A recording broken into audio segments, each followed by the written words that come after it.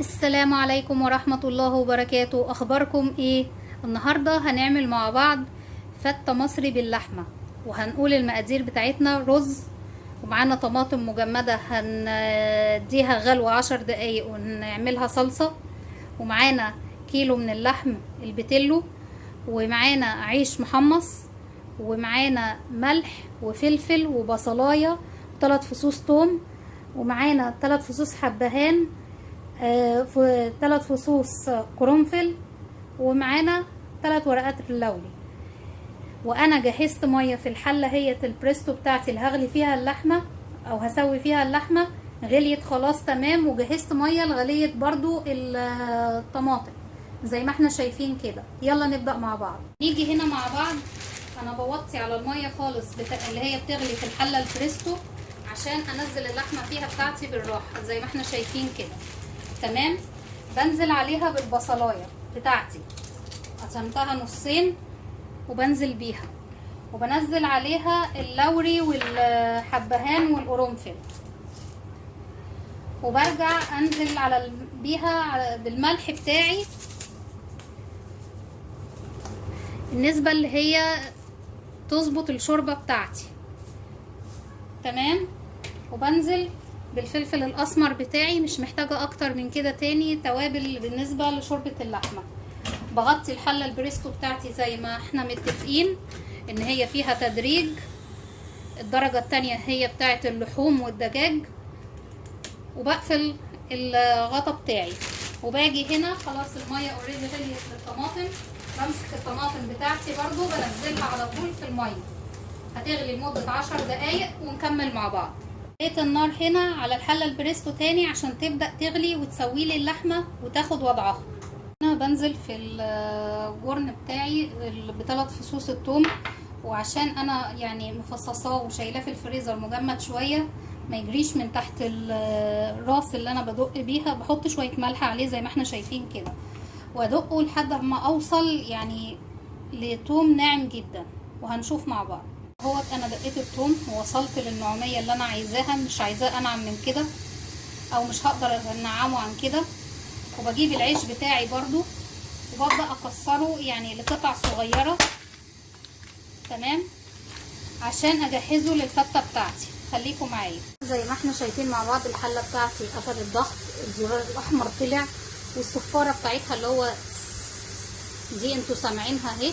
بوطي النار عليها، وعشان ده كيلو لحمة من البتلو بسيبه بالظبط 30 دقيقة، او لو انا حاسه ان هي كبيره شويه من ساعه ما كنت اشتريتها بسيبه 35 دقيقه على النار الواطيه والهاديه في الحله. تمام.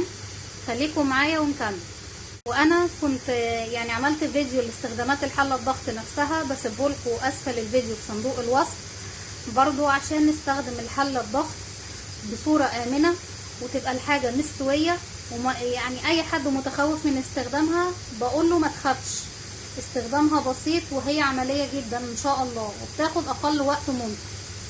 هنا بالظبط بعد نص ساعة من النار الهادية، الحلة على النار الهادية، وكنت ضربت الطماطم بتاعتي خلاص في الخلاط، فطفيت عليها النار وعايزاها تفرغ الضغط بتاعها بسرعة، فبنزل الزرار بتاعي من 2 ل1 كده في سرعة تفريغ الضغط للحلة. وبعد يخلص التفريغ 1 اقوم منزله لتفريغ الضغط النهائي، والزرار بتاعي الاحمر يسقط لجوه، ساعتها الحله تبقى امنه ان انا افتحها واقدر اطلع منها الحاجه اللي انا عايزاها. الزرار بتاعي سقط اللي هو الاحمر، معنى كده ان الحله بتاعتي امنه تماما، اقدر افتحها من الضغط زي ما احنا شايفين كده. اللوك بتاعها فتح معايا اهو. بسم الله الرحمن الرحيم، ما شاء الله. واللحمه بتاعتي استوت وما اتهرتش وزي الفل، وهوريها لكم اهو. جهزت طبق عشان اطلع فيه قطعه اللحمه عشان اوريها لكم ما شاء الله مستويه ازاي ومش مهريه ومظبوطه جدا اهي. يعني ما شاء الله كويسه جدا ومستويه وطريه ومفيهاش اي حاجه. طبعا انا مش قادره امسكها بايدي لانها سخنه مولعه. تمام. ونكمل مع بعض. هنبدأ نعمل الرز، بس الاول هطلع بقية اللحمة من الشوربة لان لو فضلت في الشوربه بتاعه الحله البريستو هتتهري، فلازم انتشلها كلها الكيلو مره واحده في صينيه خارجيه كده واسيبه يهدى عشان اجهزه للتحمير وللتقديم. تمام، خليكم معايا. باجي هنا معاكم بجيب طاسه جرانيت او تيفال، بحط فيها معلقه سمنه كبيره الاول، عايزه اسيحها عشان اعمل فيها التومه بتاعتي اللي هطشها بخل، لان هاخد جزء من التومه ديت بالنسبه للصلصه، لان عندي هما بيحبوا الفته على وشها صلصه. تمام. وبالنسبه للعيش هتبل بقيه العيش او هسوي بقيه العيش المحمص في بقيه التومه والصلصه، بحيث في بقيه التومه والسمنه، بحيث انه ياخد طعم حلو. تمام. هنا السمنه بتاعتي بدات تسيح، بنزل فيها بالثوم المدقوق بتاعي ونشوف. نزلت بالثوم بتاعي زي ما احنا شايفين كده، وبقلبه في السمنه بتاعتي كويس عشان يبدا ياخد اللون الذهبي الحلو، مش اللون البني المحروق. تمام.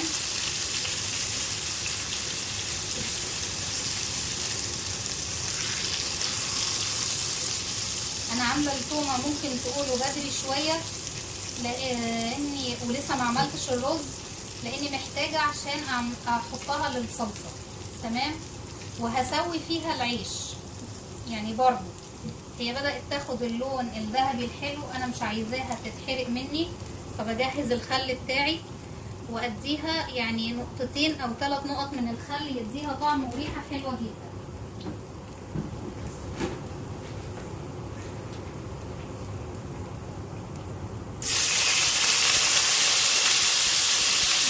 شايفين كده بالظبط، يعني الريحه ما شاء الله جميله قوي.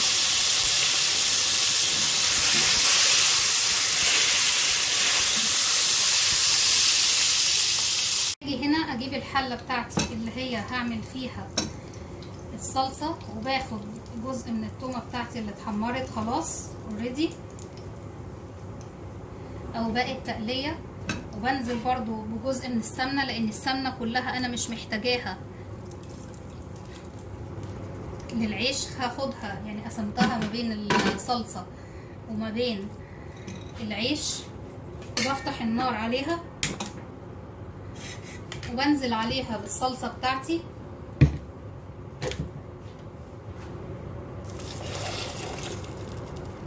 زي ما احنا شايفين كده، واقلبها واخليها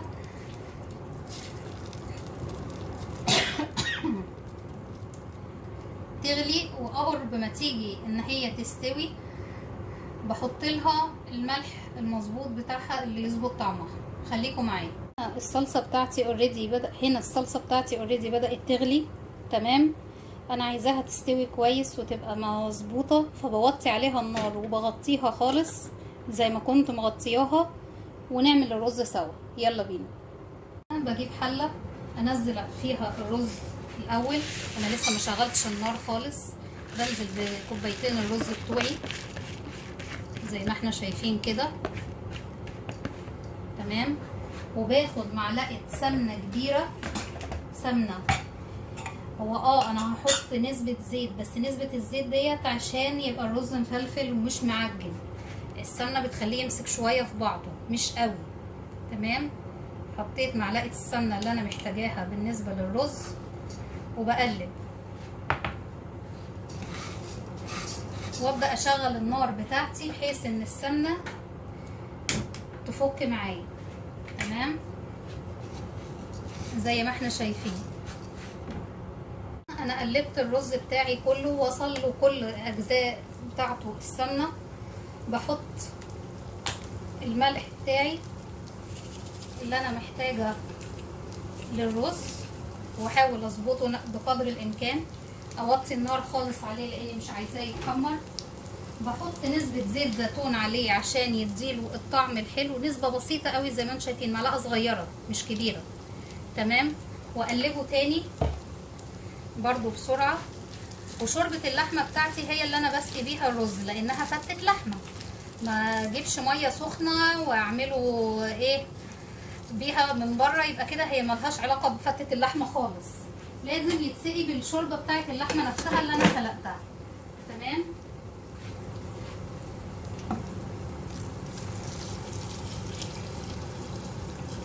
وده رز مصري طبعا، يعني كفايه قوي الميه دي كده عليه ولا الشوربه دي كده عليه. تمام.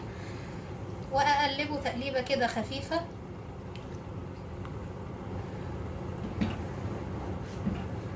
واعلي النار عليه واغطيه واسيبه يستوي لحد ما يبدا يتشرب او اتشرب جزء كبير منه. اوطي عليه النار ويكمل سواه ونشوف. هنا الرز بتاعي بدا يتشرب زي ما احنا شايفين كده. بوطي عليه تماما عشان يستوي براحته وما يعجنش. ونيجي نتبل اللحمه مع بعض. هنا اللحمه هي اتهديت، بحط لها ملح وفلفل وكمون كتتبيل اساسي ليها. تمام. بس قبل ما بحط الملح والفلفل والكمون بدهنها بحاجه بسيطه من السمن، عشان يعني لما تدخل تحت الشوايه تاخد لون وطعم حلو. هي طعمها اوريدي حلو، بس انا يعني بعمل حاجه بسيطه جدا يعني. تمام. زي ما احنا شايفين كده.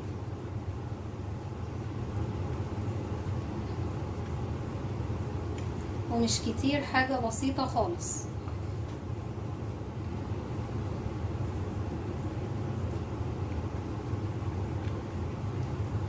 وبعدين ارش عليها الملح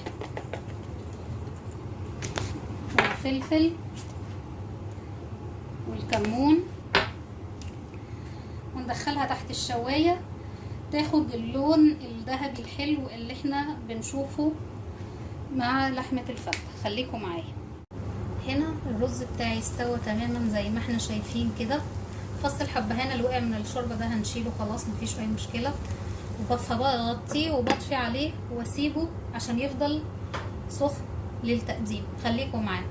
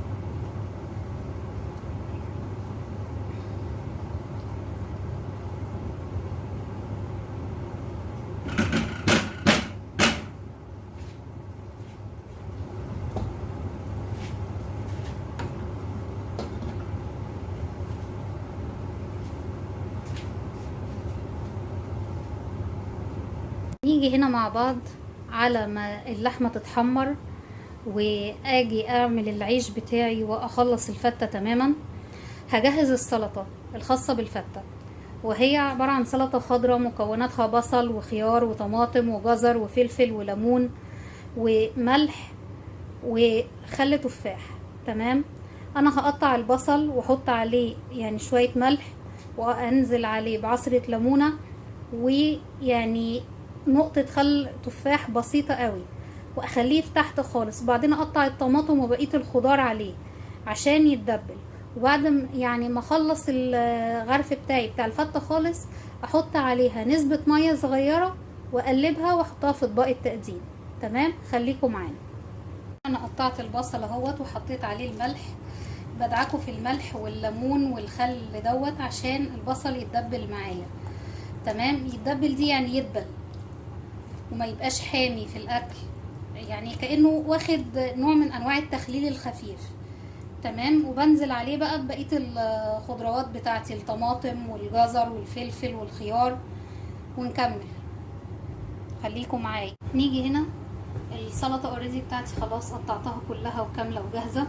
بحط عليها يعني شوية المية اللي انا قلت عليهم بالظبط، مية عادية تمام، واسيبها ونشوفها في التقديم ونروح نعمل العيش مع بعض. هنا العيش بتاعي انا حطيته على معلقة الثوم اللي هي انا شوحتها اوريدي، حطيت له يعني جزء بسيط من السمنة وشغلت النار عليه عشان اخليه ياخد من التشويحة بتاعة الثوم في الطعم، وفي نفس الوقت يعني اديله طعم السمنة الحلو وانا بقلبه على النار كده. وهسقيه يعني من شوربة اللحمة برضو، بس بعد ما ياخد طعم السمنة كامل دلوقتي معايا عشان يطرى. خليكم معايا. خلاص انا قلبت العيش بتاعي واستوى تماما زي ما انا عايزاه، وشربته من السمنة اللي انا عاملاها والتومة. بنزل عليه بالشوربة على طول، يعني اصدمه زي ما احنا شايفين كده بالظبط.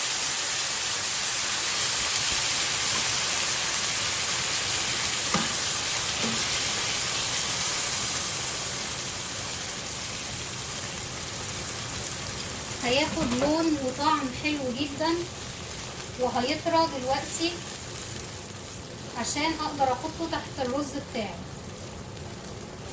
خليكم معايا.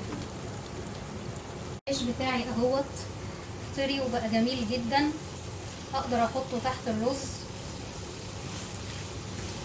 بطفي عليه ونشوف مع بعض التقديم. خليكم معايا.